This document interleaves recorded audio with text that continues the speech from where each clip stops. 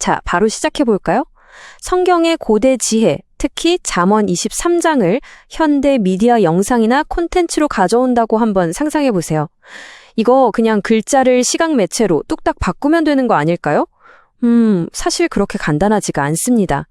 오늘 다룰 이 심층 보고서는 그 치밀하고 조심스러운 각색의 과정을 아주 흥미롭게 파헤치고 있거든요. 그러니까 대체 이 고대의 진리를 어떻게 해야 안전하게 현대 미디어로 번역할 수 있을까요? 사실 이건 사람의 영혼을 빚어내는 엄청나게 막중한 영적 책임이 따르는 작업이잖아요. 자칫 흥미 위주로 빠져서 원래의 구속사적 의미를 훼손하는 함정에 빠지지 않으려면 도대체 어떻게 접근해야 하는지 하나씩 짚어보겠습니다. 자, 오늘 우리가 살펴볼 로드맵입니다. 잠언에 숨겨진 위험성부터 시작해서 피해야 할 이단 교리, 정통신학의 핵심 주제, 안전한 대본 작성법, 그리고 마지막으로 율법에서 복음으로 나아가는 과정까지 쭉 한번 훑어보고 넘어가겠습니다. 첫 번째 섹션입니다. 잠언에 숨겨진 위험성, 미디어 사역의 영적 책임. 문제의 본질이 뭔지부터 명확히 짚고 가볼까요? 사실 잠언이라는 책 자체가 역사적으로 정말 자주 오해를 받아왔잖아요. 단순한 도덕 교과서나 자기계발서, 심지어 세속적인 처세술로 변질되기 너무 쉽거든요. 만약 이런 탄탄한 신학적 렌즈 없이 이걸 미디어로 각색해버리면요? 깊고 심오한 복음의 메시지가 한낱 얄팍한 부와 성공의 법칙으로 둔갑해버릴 위험이 큽니다. 우린 지금 가벼운 처세술이 아니라 영적인 생사를 가르는 텍스트를 다루고 있다는 걸 명심해야 합니다. 자, 그럼 두 번째 섹션으로 넘어가서 경계해야 할 이단 교리, 철저히 배제해야 할 블랙리스트 해석들을 살펴보죠. 보고서를 보면 절대 미디어 제작에 스며들어서는 안 되는 위험한 이데올로기들을 아주 엄격하게 4가지 유형으로 분류해 놓았습니다. 사후세계를 무의식으로 치부하는 영혼 수면설부터 번영신학, 해방신학, 그리고 맹목적 충성을 강요하는 이단 우상화까지 대본에 쓸 때는 이런 잘못된 뉘앙스가 단 한 줄이라도 섞이지 않도록 완벽하게 중립적인 태도로 차단해야 한다는 뜻이죠. 완전 접근 금지 구역인 셈입니다. 구체적인 예를 하나 들어볼게요. 잠언 23장 7절 말씀 다들 아시죠? 이걸 요즘 유행하는 뉴에이지의 끌어당김의 법칙처럼 사람이 생각만 하면 부와 현실이 창조된다는 식으로 오해하는 경우가 꽤 있어요. 하지만 원래 정통신학의 맥락은 완전히 다릅니다. 겉으로는 막 친절하게 환대하는 척하면서 속으로는 이익을 계산하는 그런 인색하고 기만적인 주인의 위선을 조심하라는 아주 현실적이고 뼈 때리는 경고거든요. 또 하나 짚고 넘어가야 할 흥미로운 포인트가 있습니다. 성격의 가르침을 마르크스주의적인 비판 이론이나 억압자 대 피억압자 같은 현대 정치적 프레임에 억지로 끼워 맞추는 것도 엄격하게 경계하고 있어요.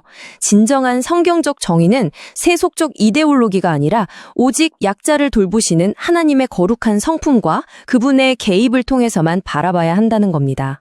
세 번째 섹션, 정통 신학의 핵심 주제, 복음의 진리 발견하기입니다. 자, 이제 위험한 지뢰밭을 무사히 건너왔으니 대본의 든든한 뼈대가 되어줄 승인된 주제들을 탐구해볼 차례입니다. 보고서가 강력하게 권장하는 해석들은 이렇습니다.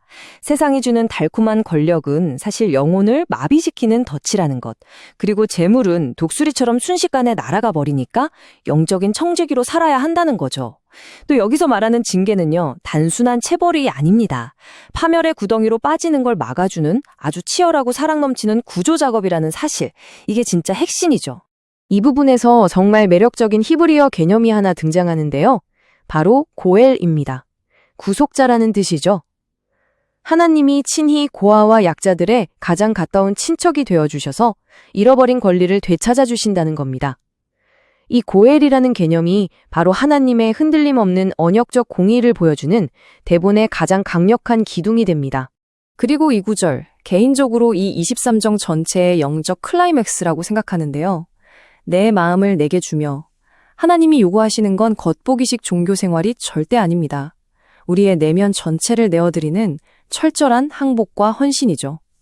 우리가 만드는 미디어 컨텐츠는 바로 이 지점, 시청자의 철저한 내면적 헌신을 이끌어내는데 모든 화력을 집중해야 합니다. 네 번째 섹션입니다. 안전한 대본 작성법, 올바른 자료 큐레이션. 그럼 이런 훌륭한 주제들을 제작자들이 실제 대본에 어떻게 안전하게 녹여낼 수 있을까요? 얄팍한 감동에 휩쓸리지 않으려면 단단한 닻이 필요하잖아요. 보고서는 카일과 델리치, 매튜 헨리 주석, 그리고 검증된 묵상집 같은 역사적으로 꽉 찬 정통 자료들을 활용하라고 조언합니다. 그래야 대본이 딱딱한 율법주의로 표류하지 않고 구속사라는 큰 그림 안에 깊고 단단하게 뿌리를 내릴 수 있거든요. 이 흐름을 대본의 서사 구조를 짤 때는 3단계를 거치면 완벽합니다. 첫째, 세상 유혹의 헛된 환상을 싹 폭로하는 겁니다. 둘째, 내 의지력만으로는 절대 죄를 이길 수 없구나 하는 인간의 전적인 무능함을 인정하게 만들고요. 그리고 대망의 셋째 단계, 우리를 구원하시는 그리스도의 십자가 은혜로 시선을 완벽하게 옮겨주는 거죠. 정말 사람을 살리는 구조 아닌가요? 드디어 마지막 5번째 섹션입니다. 율법에서 복음으로 궁극의 마스터피스 완성하기. 지금까지 살펴본 원칙들을 모아서 어떻게 생명력 넘치면 은혜의 이야기로 찰바꿈시키는지 보시죠. 자, 여기서 대본의 성패를 가르는 아주 중요한 포인트가 있습니다. 바로 톤 앤 매너예요. 시청자를 막 혼내거나 차갑게 정죄하는 어조가 되면 절대 안 됩니다. 아주 따뜻하고 사람을 초대하는 목회적인 톤을 유지해야 해요. 딱딱한 신앙 용어도 은혜의 언어로 부드럽게 풀고 아무리 무서운 도덕적 경고라도 결국엔 하나님의 자비와 긍휼이라는 따뜻한 모닥불 같은 그림으로 번역해내야 합니다. 그러니까 이 해설에서 말하는 가장 핵심적인 테이크어웨이는 이겁니다. 모든 미디어 각색은 단순한 인과응보나 율법적인 카르마에 시청자를 가둬두면 안 된다는 거예요. 어두운 세상의 함정을 경고하는 건 맞지만 그 끝은 반드시 그리스도의 은혜라는 바다로 이들을 풍덩 빠뜨리는 그런 따뜻한 초대가 되어야 한다는 거죠. 자, 오늘 해설을 마무리하면서 여러분께 묵직한 질문 하나를 던지고 싶네요. 여러분이 매일매일 보고 듣고 소비하는 수많은 미디어들, 그 컨텐츠들은 지금 여러분의 마음속에 세상적인 욕망을 자꾸만 채워주고 있나요? 아니면 우리의 구속자, 고엘이신 그분을 바라보게 만들고 있나요?